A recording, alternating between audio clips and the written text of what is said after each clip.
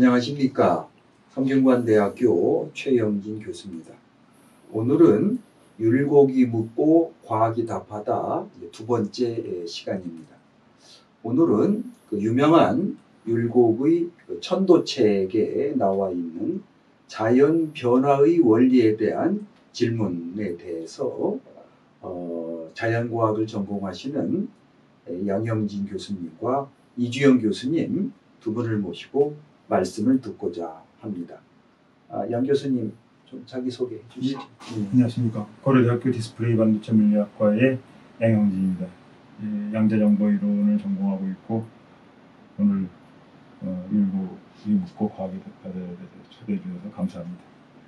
이주영 선생님 좀 간단하게. 예, 안녕하세요. 이주영이라고 합니다. 저는 수문학을 인공위성 관측을 통해서 연구하는 활동을 하고 있고요. 오늘은 그 물순환과 대기순환에 있어서 어떻게 율곡과 접목이 되는지 부분에 대해서 말씀드리려고 했습니다.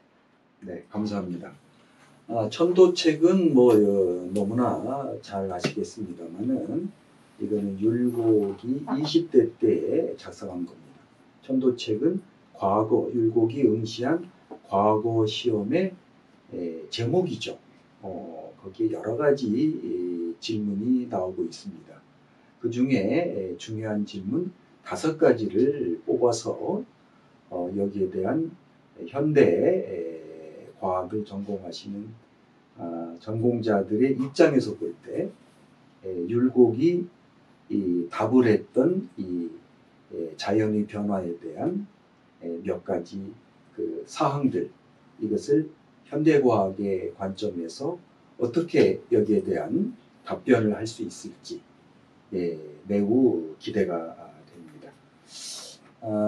첫 번째 질문은 해와 달이 하늘에 걸려서 한 번은 낮이 되고 한 번은 밤이 되는데 더디고 빠른 것은 누가 그렇게 한 것인가?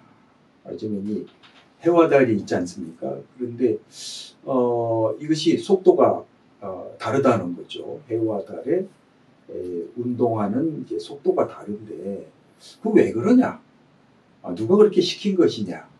이런 그 질문입니다. 이 질문에 대해서 물리학을 전공하시는 양형진 교수님께서 말씀을 해 주시겠습니다. 해와 달이 하늘에 걸려서 한 번은 낮이 되고 한 번은 밤이 된다고 했는데 그냥 일반인들이 잘 모를지도 모르는 그런 얘기 하겠습니다. 어떻게 낮이 되고 밤이 되느냐, 낮이 되고 밤이 되느냐 거에 는 사실은 달하고는 아무 상관이 없습니다.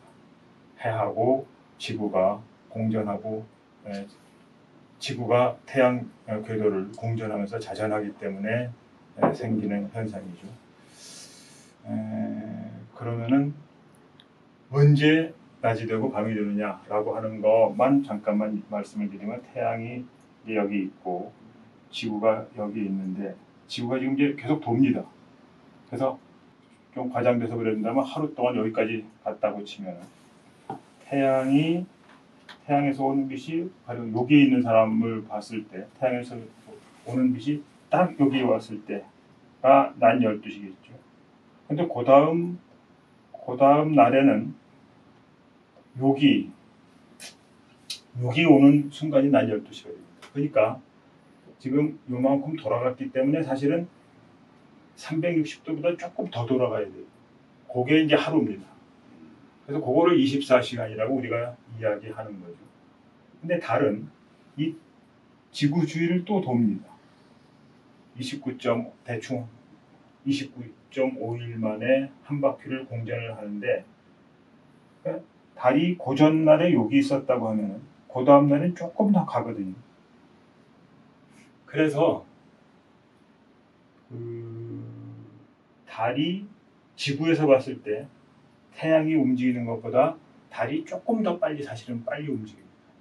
그리고 하루라고 하는 길은 전적으로 지구하고 태양이 어떤 그 위치 관계에 있느냐라고 하는 걸로만 정해지고 달의 공전하고는 아무 상관이 없다라고 생각할 수 있습니다.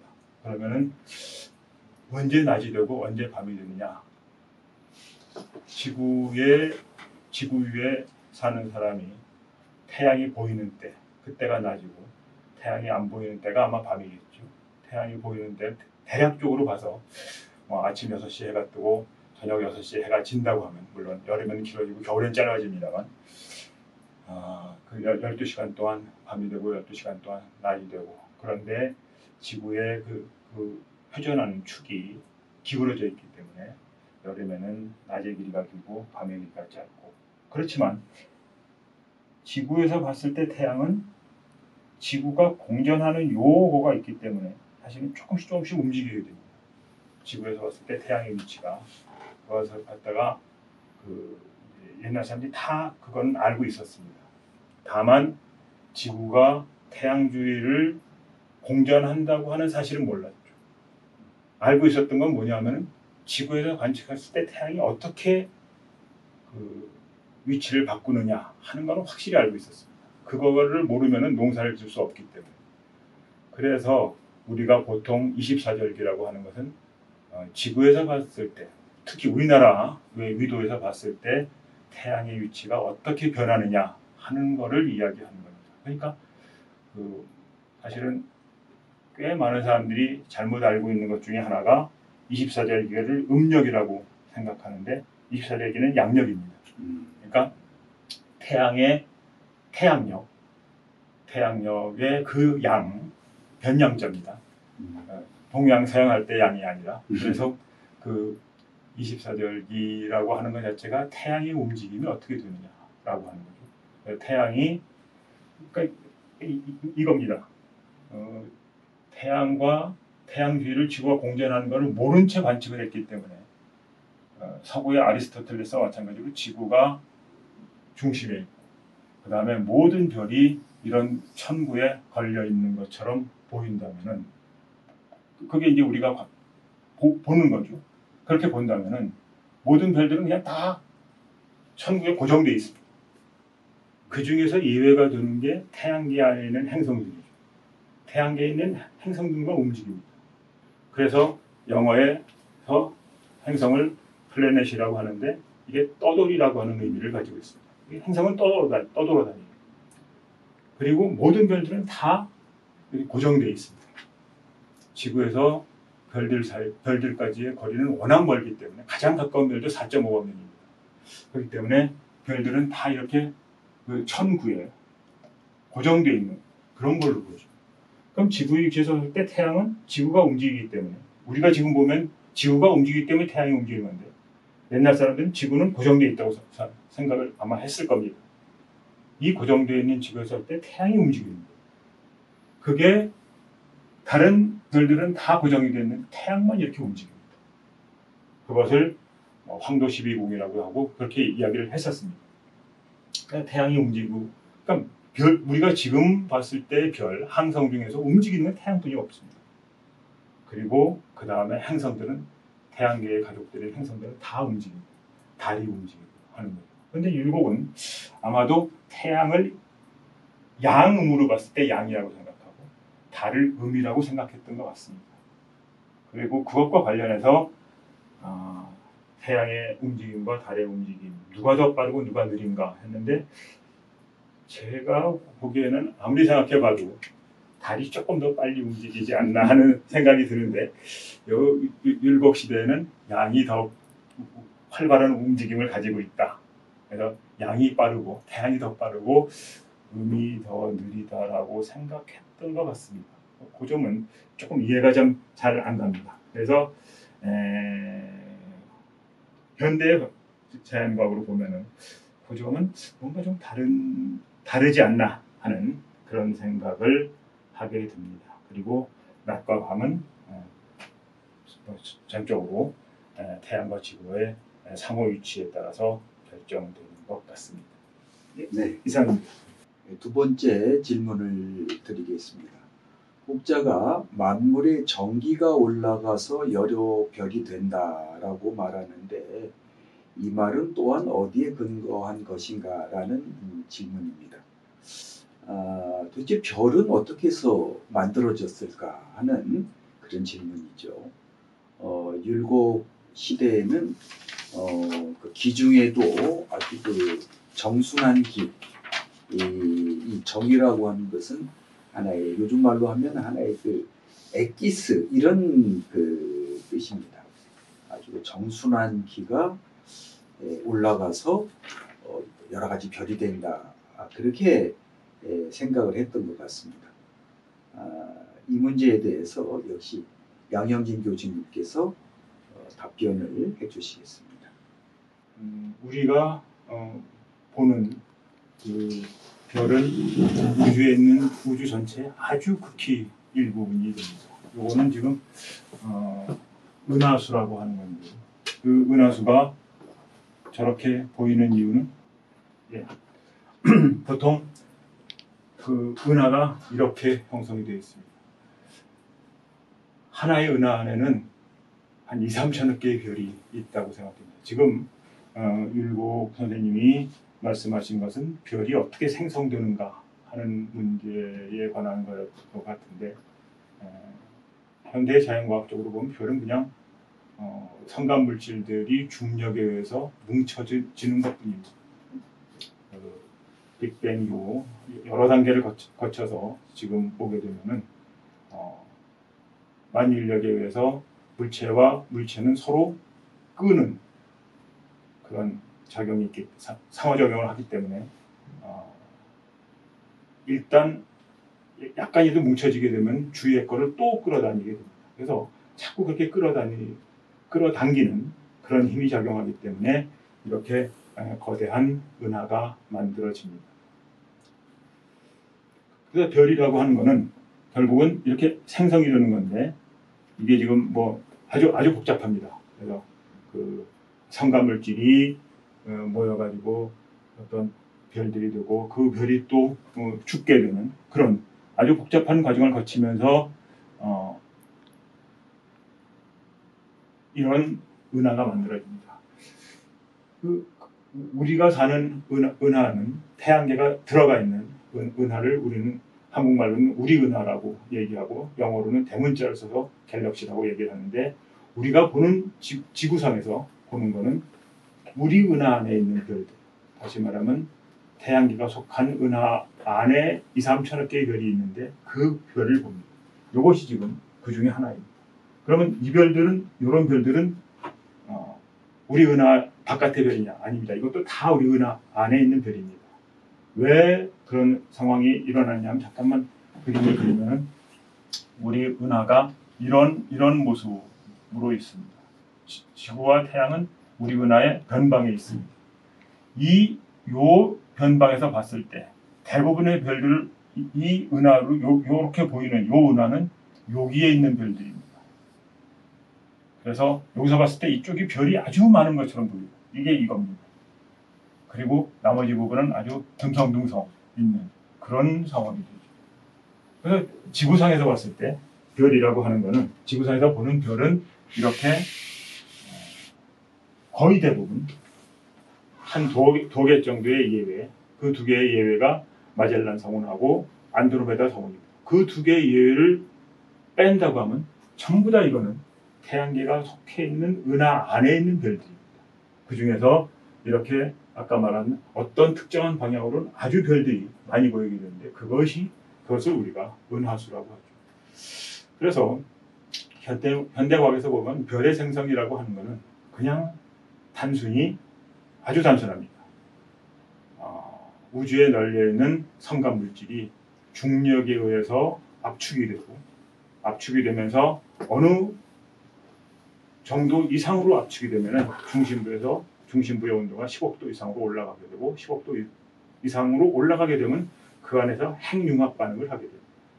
핵융합 반응이라는 것은 수소 원자 4개가 모여서 헬륨 원자 하나가 되는데 그 과정에서 막대한 에너지가 방출되게 되죠. 그 막대한 에너지가 방출되는 것이 우리가 보고 있는 태양이 이 빛나는 것.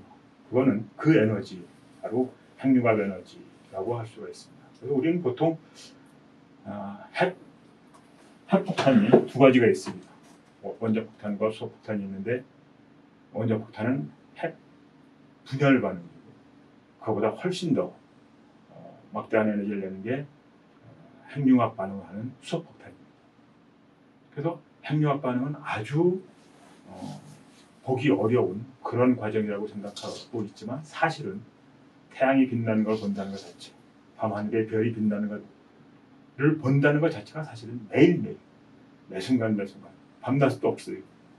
매순간 핵융합 반응이 일어나는 현장을 우리가 지켜보고 있는 거죠. 그래서 사실은 별이라는 건 그렇게 생성이 되고, 그 다음에 태양 같은 경우 그런 핵융합 반응을 과거 한 55년 동안 해왔고 앞으로도 한 55년 동안 더 그런 핵융합 반응을 하게 될 것으로 보입니다. 그래서 그런 별들이 지금 여기에서 보이는 것 같은 이런 그 우리 은하 안의 별들입니다. 이런 별들에 의해서 한 은하마다 2, 3천억 개의 별이 있고, 그 2, 3천억 개의 별이 뭉쳐져 있는 것을 은하라고 하고, 그 은하들이 지금 우주 안에는 다시 2, 3천억 개 있다고 생각을 합니다. 그리고 우리 은하, 태양계가 속해 있는 우리 은하에서 가장 가까운 그 은하가 안드로메다 혹은 마젤란 성원입니다. 마젤란 은하, 안드로메다 은하인데 지구로부터 한 200만 광년 정도 떨어져 있고, 200만 광년 정도 떨어져 있는데 안드로메다 은하가 최초로 있습니다. 그런 은하들이 우주 전체에 2, 3천억 개 있기 때문에 전체로는 7천억 곱하기 한 1,000억 개 정도의 항성이 생겨났다가 없어지는 그런 순환의 과정을 거치는 것이 우리의 우주다. 그래서 그냥 물질이 모여가지고서 모였지만 다시 흩어져서 없어지고 또 그것이 또 다시 생겨나고 하는 그런 끊임없는 과정을 반복하는 것이 우주의 모습이라고 현대과학은 이해하고 있습니다. 네, 세 번째 질문을 드리겠습니다. 바람은 어느 곳에서 일어나 어디로 들어가는가? 즉 바람의 근원이죠. 바람이 불어오는 그 근원은 어딘가? 그런 질문입니다. 첫 번째 질문은. 근데 또 어떤 때는 불어도 나무가 울리지 않는데 어떤 때는 나무를 꺾고 집을 허물어뜨리며 순풍도 되고 폭풍도 되는 것은 도대체 무슨 이유냐? 이렇게 바람에 여러 가지 변화가 생기는 그 이유가 무엇인가? 그 원리가 무엇인가 하는 그런 질문입니다. 여기에 대해서는 이주영 박사님께서 말씀해 주시겠습니다. 저는 기상현상 순환 메커니즘에 대해서 말씀드릴까 합니다. 그래서 저는 이 질문을 처음 받고 저희가 실제로 지금도 교과서나 이런 데서 시험 보고 하는 것들이 굉장히 예전부터 저희 조상 대대로 가져왔던 의문이라는 것을 알게 돼서 언제쯤 이런 것들을 처음으로 관심을 가지고 탐구를 하게 됐을까, 그런 것들을 알아보게 됐어요. 그랬더니 거슬러 올라갔더니 세계 최초의 배가 한국에서 발견이 됐는데 무려 8,000년 전에 경남 지역에서 목선이 발견됐다고 합니다. 그래서 이게 세계 최초의 배고, 배라는 것이 바다의 조류, 그리고 대기, 그리고 어떤 물의 순환을 이해하지 않고는 이용할 수 없는 그런 문명의 이기 때문에 그때부터 저희들 그 인류 역사적으로 이런 물의 순환 같은 문제에 대해서 굉장히 관심을 갖기 시작했다라는 것을 알 수 있었습니다. 또 추구기에 대한 것인데요.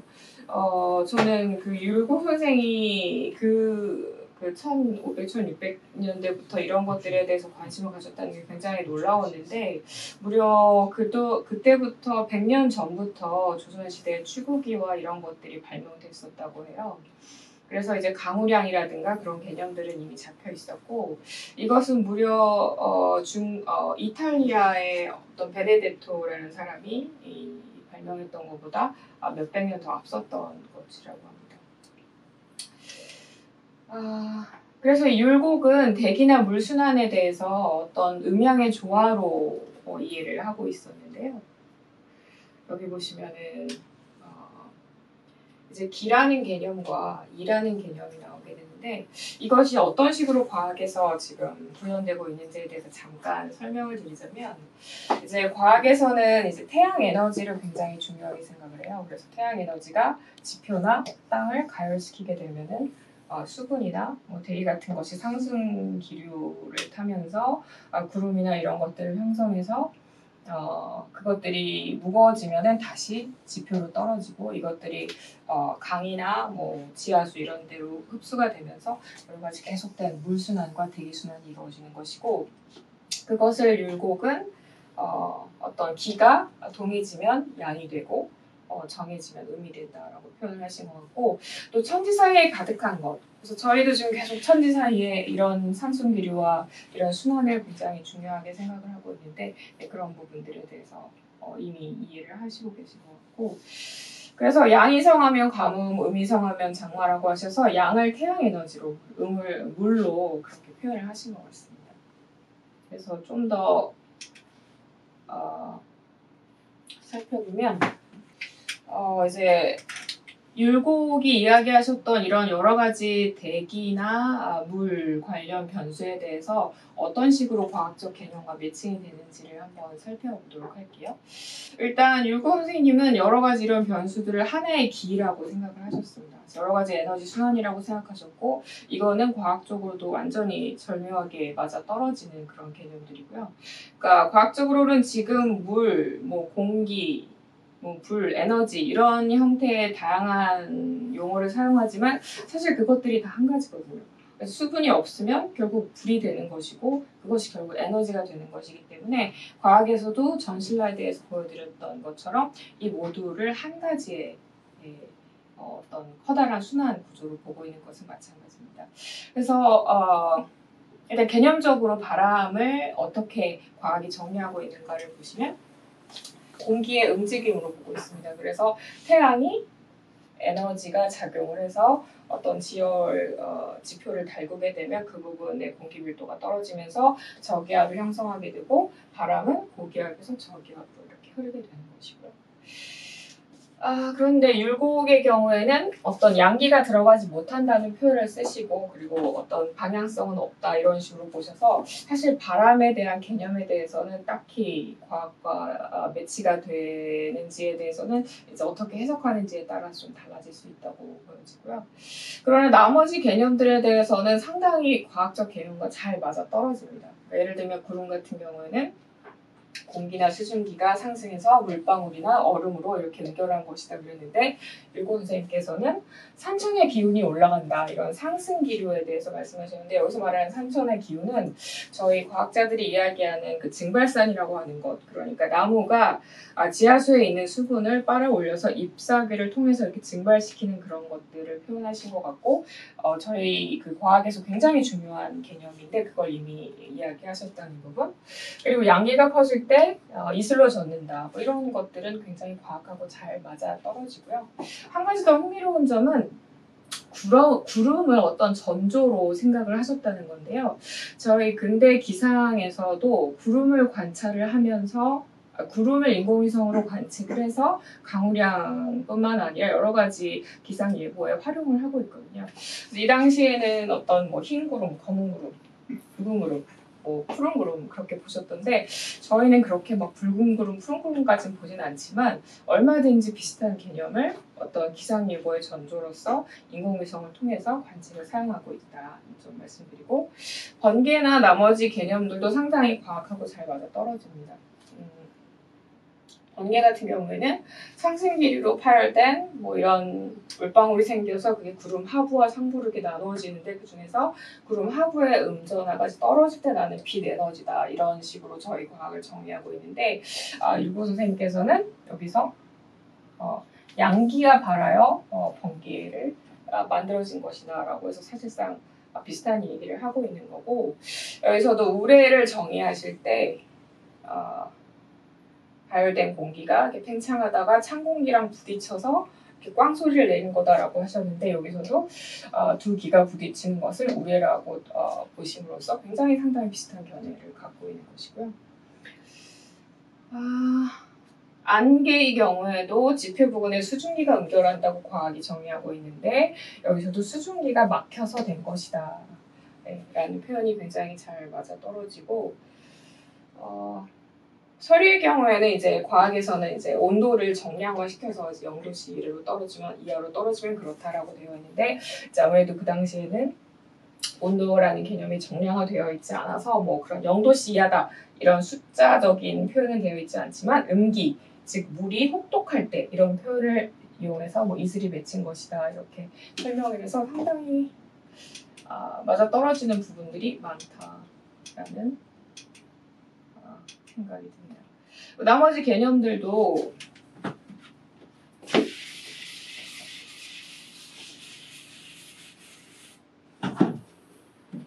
보시면은 비를 과학에서는 대기 중에 수증기가 높은 곳에서 찬 공기를 만나 식어서 이렇게 엉겨서 땅 위로 떨어지는 거다. 결국 구름이 무거워서 떨어진 것이다. 그런 식으로 보는데 일곡 선생님도 역시 구름에서 온 것이고 뭐 젖은 기운은 젖은 기운이 그러니까 뭐 습도가 넣었다지면 이슬 이런 식으로 보셨더라고요. 그래서 비를 그런 식으로 보시는 것이 매우 잘 매치가 되고 이슬에 대해서도 뭐 이런 나뭇잎이나 풀잎 같은 것들이 온도가 특정 온도 이하가 되면 뭐 이렇게 응결하는 것이라고 표현한 점이 굉장히 유사합니다.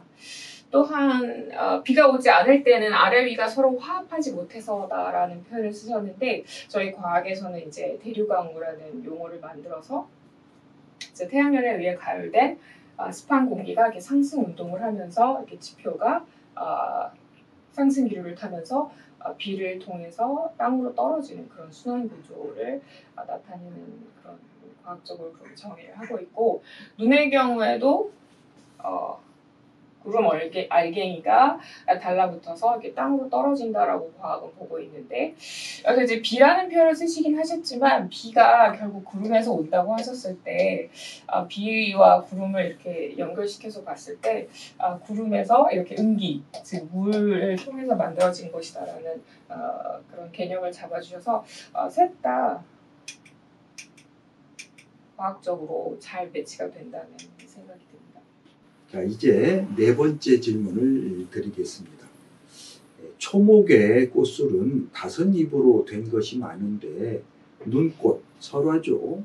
왜 유독 6입으로 된 것은 도대체 무엇 때문인가? 라고 하는 질문입니다. 여기에 대해서 역시 이주영 박사님께서 답변해 주시겠습니다.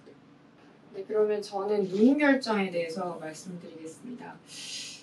일단 과학적으로는 물분자들이 결정 격자를 이룰 때 육각형 형태를 띠기 때문인데 이 결정의 형태가 물분자 배열과 비슷한 것이죠. 그래서 보시면은 이런 식으로 이렇게 육각형으로 되어 있어서 여기에 이제 잔가지들이 이렇게 수증기 같은 경우를 말할 경우는 여기에 잔가지들이 뭐 더 많이 생겨서 뭔가 좀 더 너희가 커지는 그런 형태입니다. 그런데 이 눈 결정에 대한 것은 율곡 이전에도 많은 학자들이 관심을 가졌다는 걸 알게 됐습니다. 기원전 135년에 한나라의 학자가 한시회전이라는 책에서 이 눈꽃 모양에 대해서 굉장히 연구를 많이 해놨고 또 데카르트와 요하네스 카플러 같은 사람들이 기상학을 연구하면서 이런 육각형의 눈에 대해서 연구한 그런 책들도 있더라고요. 그리고 또 현대에는 이런 눈의 모양 이런 것들을 이제 프락탈 이론을 이용해서 점점 더 어떤 식으로 눈이 이렇게 눈송이가 커지고 커지는지에 대해서 수학적으로 이런 모델을 개발하고 있기도 합니다. 이거는 마지막 질문이 되겠습니다. 그리고 오늘 그 좌담의 가장 핵심적인 내용이 되기도 하겠습니다. 질문입니다. 간혹 보통의 도리에 어긋나는 것은 하늘의 기운이 어그러진 때문인가? 사람의 일이 잘못되었기 때문인가? 그러니까 문제가 발생하는 것은 자연현상에 그 인간 때문이냐 아니면 자연 그 자체에 문제가 있는 것이냐 이런 그 질문이 되겠습니다. 어떻게 하면 일식과 월식이 없을 것이며 별이 제자리를 잃지 않을 것이며 좀 설명이 필요합니다. 일식과 월식을 전통사회에서는 좀 부정적으로 이제 봤었어요. 어떤 불행이라든지 뭔가 큰 잘못을 저질렀을 때 일식과 월식이 생긴다라고 했기 때문에 이런 그 표현이 나온 것입니다. 우레와 벼락이 지지 않을 것이며 서리가 여름에 내리지 않을 것이며 서리는 가을이나 겨울에 와야 되는데 어떤 때 여름에 오는 이런 기상이변이 도대체 왜 생기느냐, 그런 기상이변을 어떻게 하면 막을 수 있느냐, 이런 질문이겠죠. 그 다음도 이제 같은 내용입니다. 눈이 너무 많이 내리지 아니하며 우박이 재앙이 되지 아니하며 풍해와 수해가 없이 각각 그 질서에 순응하여 마침내 천지가 안정되고 만물이 육성되는 경지에 이를 것인가. 그 도는 어떤 것에서 말미암는가, 이런 그 질문입니다. 어쩌면 이걸 전통적으로는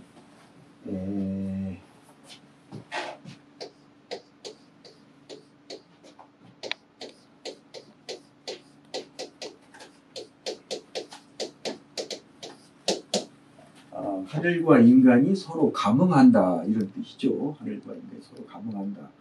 이런 그 천인상검설을 기반으로 한 건데, 율곡 선생은 특히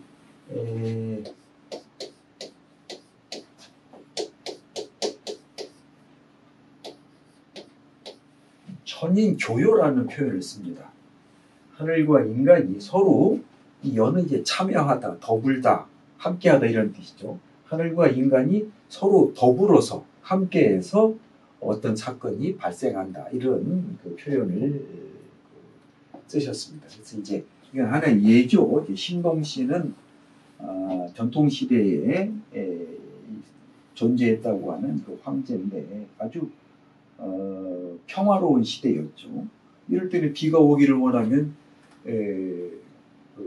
36번이나 비가 왔다 하는 그런 그 기록이 있습니다. 그러니까 이건 천도, 자연이 어떻게 사사롭게, 공적인 것이 아니고 사사롭게 어떤 작용을 하는 것이냐. 또 분사를 일으킨다든지 옥사를 하는 이런 좀 좋지 않은 일을 할 때는 비가 온다 이거예요. 좀 부정적인 그런 일을 할 때 그냥 하늘에서 비가 내린다, 그런 기록들이 있는데, 이제 여기에 대해서 어떻게 우리가 생각을 할 것인가, 여기에 대해 어떻게 답변을 할 것인가라고 하는 문제입니다. 이 문제는 우리 현대에 우리가 처한 현실과 결부되어서 많은 시사점을 주는 질문이라고 생각합니다. 이 질문은 양 교수님과 이 교수님 두 분이 답변을 하시겠습니다. 먼저 이주영 교수님께서 이 문제에 대한 답변을 해주시겠습니다. 그래서 과학이 드릴 수 있는 답은 어떤 개인이 뭐 어떤 식으로 마음을 뭐 억울함을 품고 뭐 기쁨을 품는다고 해서 즉각적으로 뭐 순간에 그 자리에서 무슨 어떤 비가 내린다든가 뭐 어떤 가뭄이 된다든가 그런 개념보다는 서서히 저희가 도시화가 되면서 인구가 점점 더 늘어나고 그리고 또 산업화를 겪게 되면서 저희가 가지고 있는 이런 체제를 통해서 배출되는 그런 여러 가지 물질들이 100년, 200년 막 이런 식으로 쌓여가면서 시간이 이제 누적되면서 발생되는 그런 문제들에 대해서는 답변을 드릴 수 있을 것 같습니다.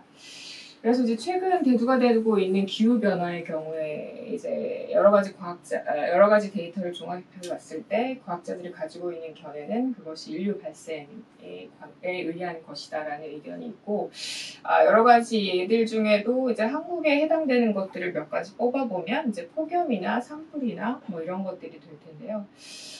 폭염이나 산불이나 홍수 이런 것들도 어떤 시각에서 보면은 이제 자연이 가지고 포용할 수 있는 그런 마지노선이 깨어졌다. 전체적으로 저희가 이제 수백 년 동안, 수천 년 동안 지구가 가지고 있던 어떤 그런 균형들이 불안정해졌다, 깨어졌다라고 볼 수 있는 것이 될 텐데요. 그 중에서 이제 세부적으로 과학 논문 몇 가지를 좀 소개를 해드리자면, 인간이 정책을 세우게 되면 이제 어떤 식으로 산림을 더 벌채를 하자, 뭐 이거를 깎아서 뭔가 그 토지를 다른 식으로 뭐 농경지로 쓴다든지, 아니면 뭐 나무를 베어다가 뭐 다른 데 수출을 한다든지 이런 식으로 그런 목적으로 산림 벌채 정책을 펴게 되면 그것이 GPO의 열전달 현상의 변화를 일으키게 돼서 결국 그것이 상승 기류를 타고 강우량이 현저하게 감소하거나 증가하거나 그런 식으로 변화를 일으킬 수 있다라고 하는 논문들이 있습니다.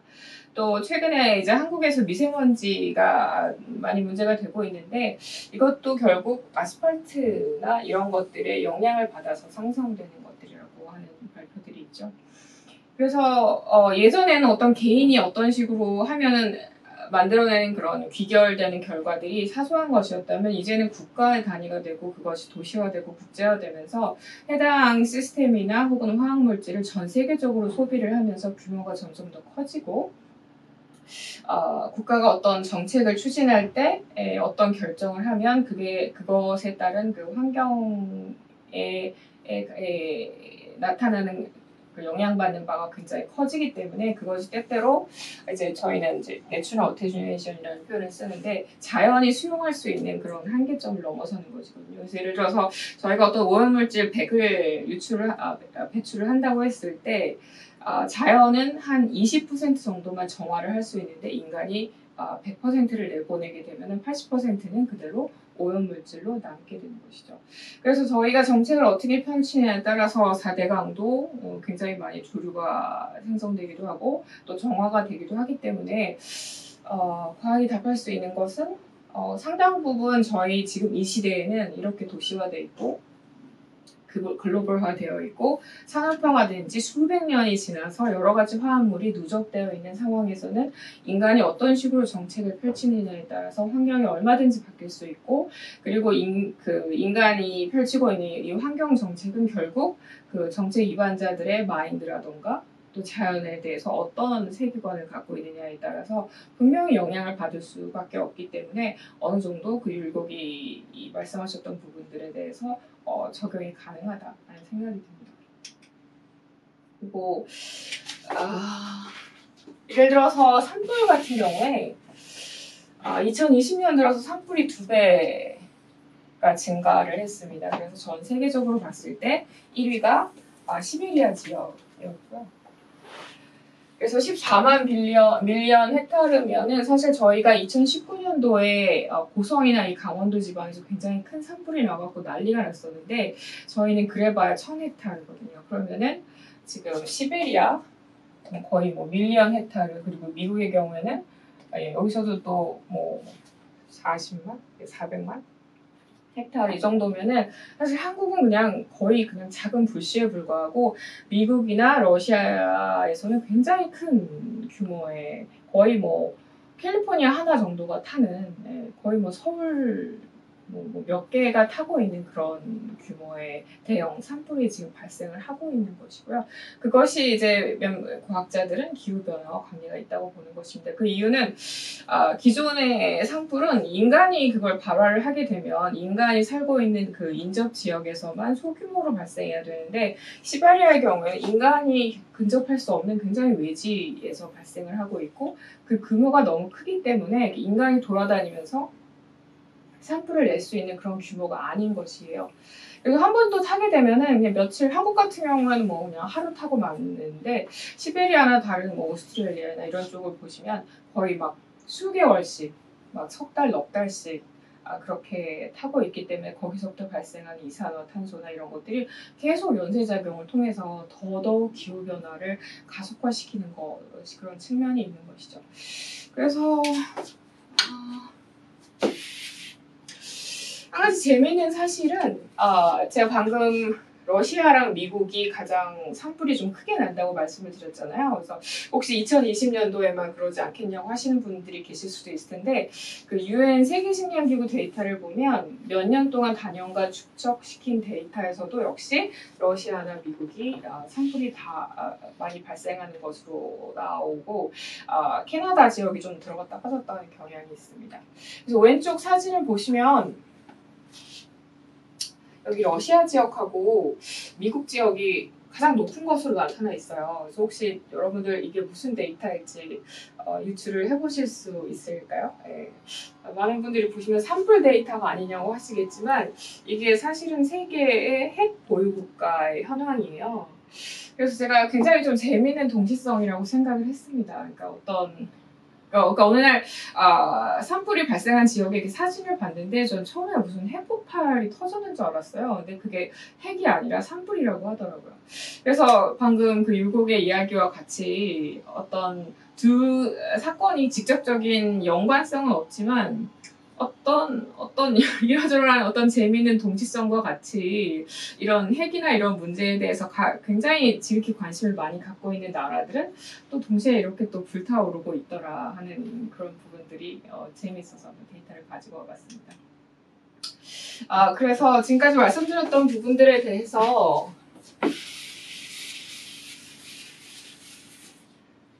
이슈를 한번 약간 정리를 해보면요.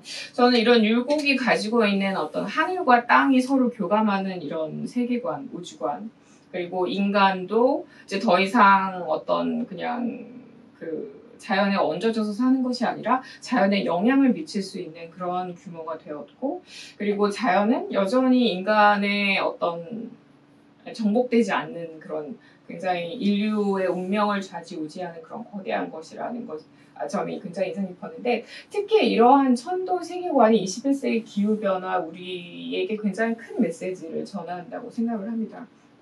예를 들면 아까 보여드렸다시피 율곡은 무슨 저희가 지금 흔히 과학자들이 사용하는 기상기구나 혹은 인공위성을 통해서 실증적으로 데이터를 수집해서 얻은 통찰이 아니란 말이죠. 하지만 과학적인 개념과 상당 부분 많이 맞아 떨어집니다. 그러면 기존에 저희가 사용하고 있는 과학적인 방법, 데이터를 수집하고 그래서 기기를 통해서 계측을 하고 그런 방법이 아니라 어떤 철학적으로 또 그리고 어떤 원시성을 가지고 어떤 조상 대대로 가지고 있는 어떤 통찰을 통해서 지금 현대 가지고 있는 그런 과학적인 개념과 많이 위배되지 않는 그런 개념을 이미 갖고 있었다는 부분에 대해서 좀 주목을 할 만하다고 생각해요. 그래서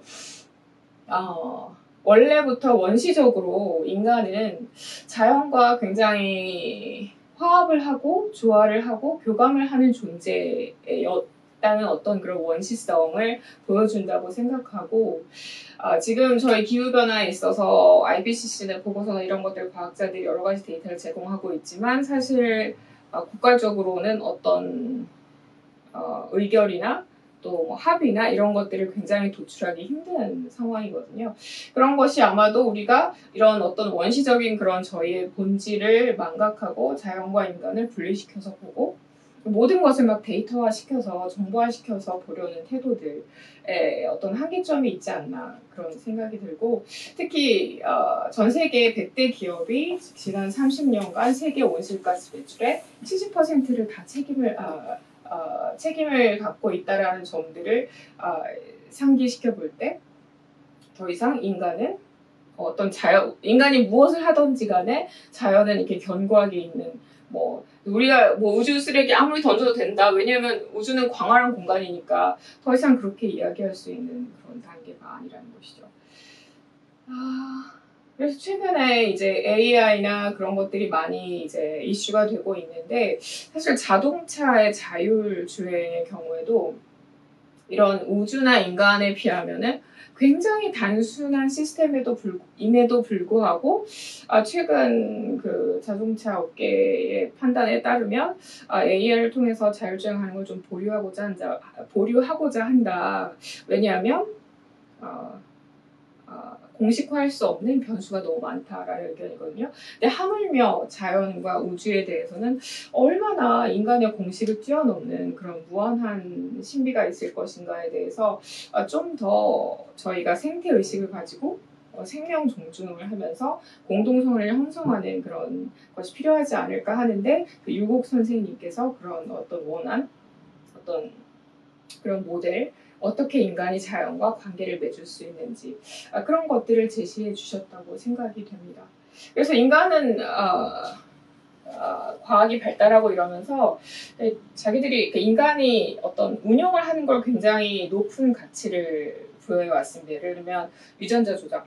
유전자도 인간의 편리대로 조작을 해서 이런 기능을 부여하고 약품도 이렇게 저렇게 화학물질을 이렇게 만들어서 어떤 기능을 부여하고 이제 그런 것들을 굉장히 높이 사는데 이제 와서 기후변화 시대에 저희가 깨닫는 것은 여기에 어떤 부작용이 있더라. 예를 들어서 코로나 같은 경우도 부작용이 있고 유전자 조작도 처음에 잘 되는 줄 알았는데 뭐 10년, 20년, 30년 지나서 보니까 이러저러한 갑자기 암이 걸리더라.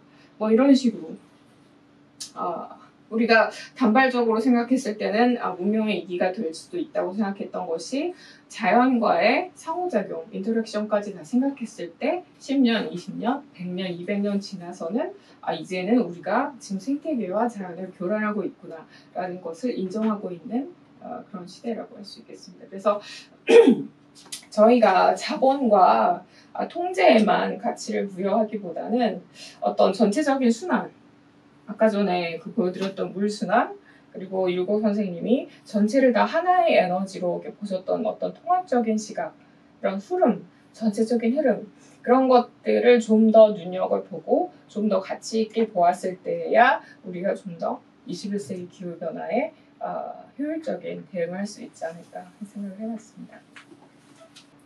이주영 교수님 아주 적절한 사례를 들어가시면서 아주 좋으신 말씀을 해주셨습니다. 그럼 다음에는 양영진 교수님께서 답변해 주시겠습니다. 우선 율곡이 물어본 것 중에서 일식과 월식, 이슬 그런 거에 대해서 말씀하셨는데 먼저 다시 태양계의 사진입니다. 태양이 있고 수성, 금성, 지구, 화성, 목성, 토성 이렇게 쭉 있는데 이 그림을 보면서 뭔가 이상하다고 하는 것을 생각할 수가 있습니다. 뉴턴의 만율의 법칙에 의하면 태양이 있고 그 주위를 행성들이 돌면 돼요. 근데 이게 전부 다 같은 평면이에요. 태양계의 모든 행성들이 거의 같은 평면을 돕니다. 약간 물론 차이가 납니다만 그게 5도 정도밖에 차이가 안 나요. 그럼 이게 무슨 말이냐? 사실은 이것 때문에 일식과 월식이 생깁니다. 여기 지구가 있습니다만 이 지구 주위를 또 달이 돌아요. 거의 같은 평면에 도는 거죠. 그래서 태양이 있고 달이 여기 있었을 때 여기 생겼냐? 달이 여기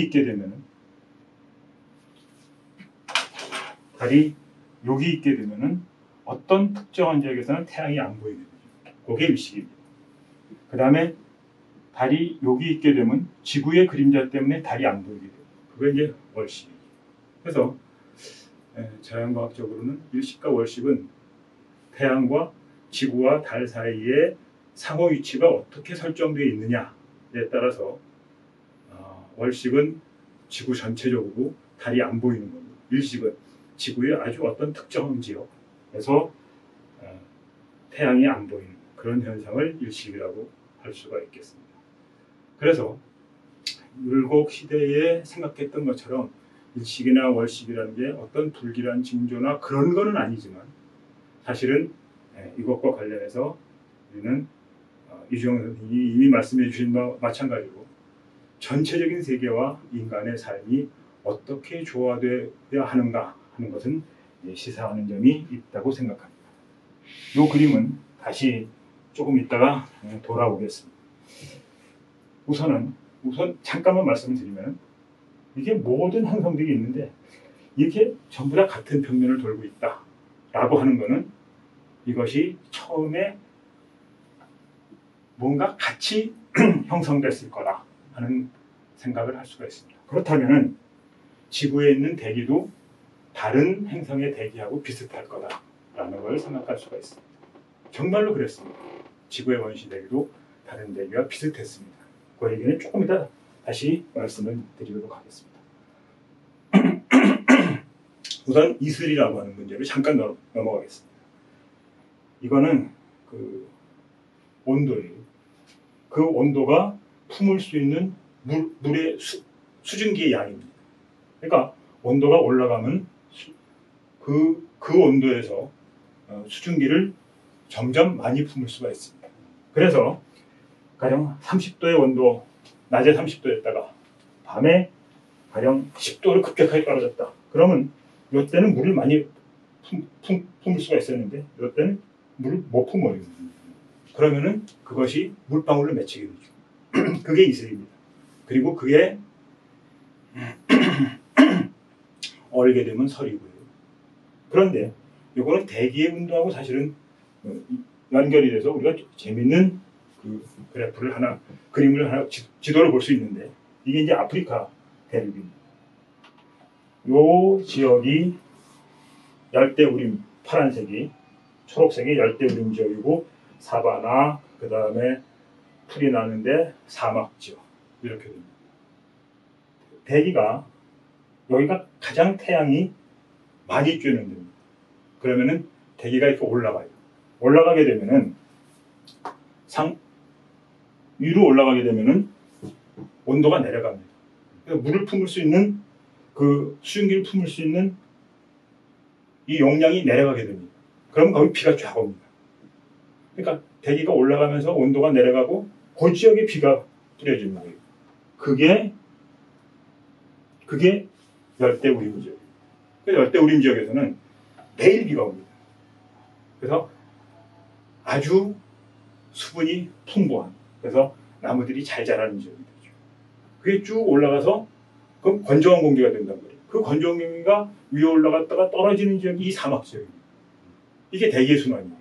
그러니까 여기서는 공기가 올라가면서 비를 다 뿜어서 건조한 공기가 되고 이게 내려갑니다. 이 그림이 이제 아프리카에서 그 위도별로 잘 나타나는 그 지역이 되겠습니다. 그런데 다시 이제 이리로 돌아가겠습니다.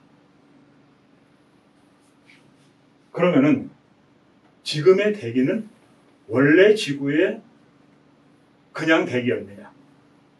그렇지 않다는 거죠. 과학적인 연구에 의하면은 지구의 원시 대기는 아까도 말씀드렸지만 같이 형성된 다른 행성들과 마찬가지로 지구에는 원래 산소가 없었습니다. 이산화탄소도 지금보다 훨씬 많았어요. 지구의 온도는 훨씬 높았습니다. 그런데 어떻게 지금처럼 산소가 21% 정도 존재해서 우리가 숨을 쉬기 알맞는 상황이 됐고, 이산화탄소가 이렇게 작아지면서 너무 덥지 않은 지구가 형성됐는가 라고 하는 문제를 한번 생각해 봐야 합니다. 이것이 일곱 선생이 말씀하시는 하늘과 내가 어떻게 조화로운 삶을 꾸려나갈 수 있는가 하는 거하고 관련이 된다고 봅니다. 지구의 산소는 원시 남세균이 탄소 동화 작용을 하면서 만들어낸 겁니다. 원래 지구에는 산소가 없었습니다. 다른 행성들과 마찬가지로. 지금도 토성과 목성에 산소가 없어요. 화성에도 없고. 그런데 원시 남조류 시아노박테리아가 탄소 동화 작용을 하면서 산소를 만들어내요. 그 산소가 바다 속에 있는 철분을, 산화철을 전부 다 지금의 철광석으로 만들었고, 그리고도 계속적으로 산소를 만들면서 지구의 지구 대기에 산소가 풍부한 그런 상황을 만들었습니다. 그러면서 지구 대기 상층부에 오존층을 형성했어요. 그 오존층이 형성되기 전에 지구는 태양에서부터 오는 강력한 자외선과 여러 가지 방사선 때문에 생물이 살 수 없는 공간이었습니다. 그런데 생명체가 산소를 만들어내고 지구 성층권 상층부에, 대기권 상층부에 오존층을 만들면서 지상은 비로소 생명이 살 수 있는 공간이 됐습니다. 그래서 4억 5천만 년 전에 바닷속에만 숨어있던 생명체가 지상 위로 올라오게 됩니다. 우리가 지금 살고 있는 이거는 그러니까 지구 생명이 만들어낸 겁니다. 원래 지구의 상태가 그렇게 있었던 것이 아니라 지구 생명이 만들어낸 거다. 이거는 뭘 말하느냐 하면 율곡이 말하는 거하고 그대로 일치하는 것은 아닙니다만, 지구가 그냥 그대로 그냥 주어진 것이 아니다. 지구는 지구의 환경이라고 하는 것은 지구 생명이 만들어낸 거다 하는 거죠. 지구 생명이 환경을 만들어냈기 때문에 지구 생명이 환경을 사실 망칠 수도 있습니다.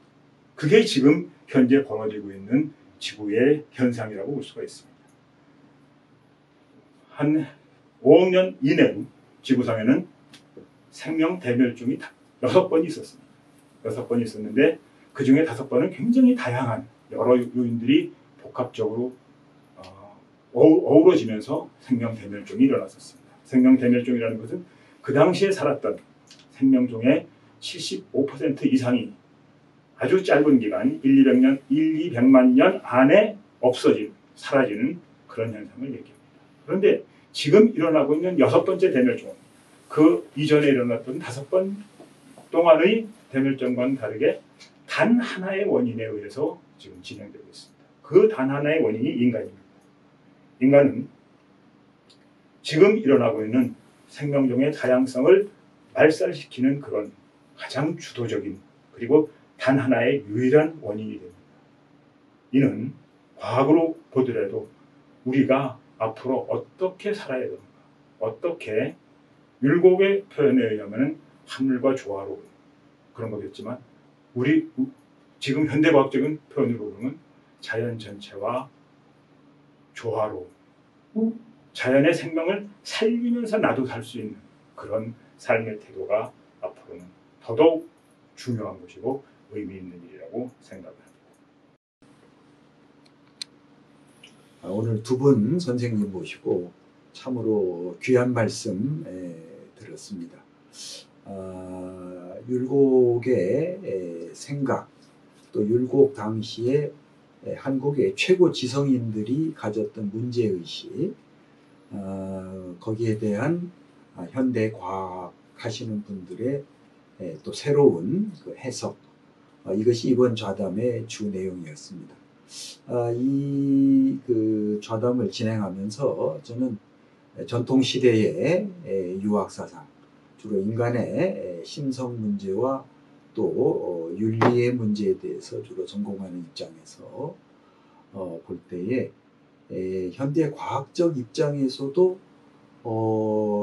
율곡 선생을 비롯한 조선시대 지식인들이 가졌던 문제의식이라고 하는 것은 매우 중요한 의미가 있다라고 하는 것을 다시 한번 깨닫게 되었습니다. 이것이 과학이 단순한 과학으로 끝나는 것이 아니라 인간은 어떻게 살아야 할 것인가라고 하는 윤리적인 문제와 또 직결된다는 사실도 오늘 알게 되었습니다. 두 분 선생님 감사드립니다. 네, 수고하셨습니다.